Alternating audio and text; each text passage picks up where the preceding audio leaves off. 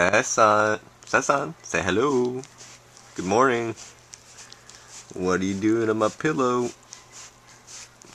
Nope. I don't know. I don't know if that's a good idea, Sasan. Cleaning my pillow. So I just ran 3 miles. Started my new exercise routine. Just mix it up with yoga, running,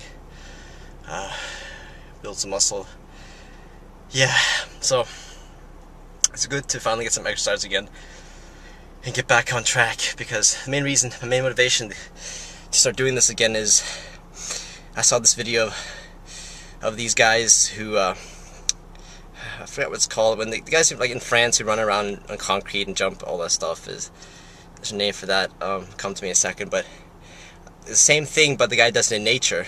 Just jumps on trees, climbs trees, goes down rocks, and I just realized, wow, I'm nowhere near as fit to do that, but I'd love to do that. So I'm gonna get my stamina up so I can start being a wild man in the wild. Alright, I'm not making a lot of sense, but yeah. Anyway, see you guys later. Hey, Sasan. Hey, what are you doing? So there's not a lot of content for today, but I just want to talk about the last thing I was doing, and that was, for some reason I was looking on some deals on some flights, and some guy made a comment about China Airlines having a high accident rate, and that kind of led to viewing a lot of airline accidents in the history. One particular one was in the 70s, where a KLM flight ran into a Pan Am flight still trying to get away from the runway. And yeah, it's pretty horrific. But there's something that draws me to it, and it kind of relates to one of the books I'm reading right now, called Voyage Beyond Doubt by Bruce Moen. And he talks about how it seems like souls can be trapped on the earth, especially after kind of a catastrophic event.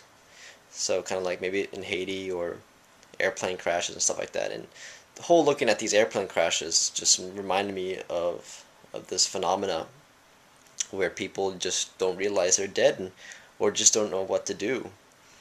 I think my mom said just right now that there are after the tsunami, there's people in Indonesia that could see ghosts, and it was this blonde-haired woman, which is odd because it's Indonesia, right? They're not too common over there, but it makes sense because the tsunami, killed a lot of tourists there, especially from Europe. Which is pretty interesting, because that problem is, it's a high probability it was from the tsunami, that ghost. So anyway, for some reason I think this is a big deal. It's one thing to die, and and lose your physical body, but there's another thing to die, lose your physical body, and not realize that you're still kind of alive, and you don't have to be stuck somewhere on the planet anymore. So it's almost like the mind is what you have to be careful with, not exactly our physical body so much. The mind is everything. The mind can limit you. It can show you wonderful things. It's all about your minds, and I think beliefs have a large part to do with what you see and what you experience.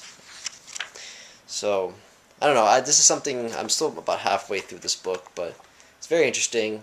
Maybe one day I'll be able to have enough skills or talent to be able to do some of this soul retrieval work. But until then, keep practicing, huh? So good night, guys. See you tomorrow. And oh yeah, I am editing the video that I took for graduation at Monroe Institute, and trying to get those photos up. So hang on there, guys.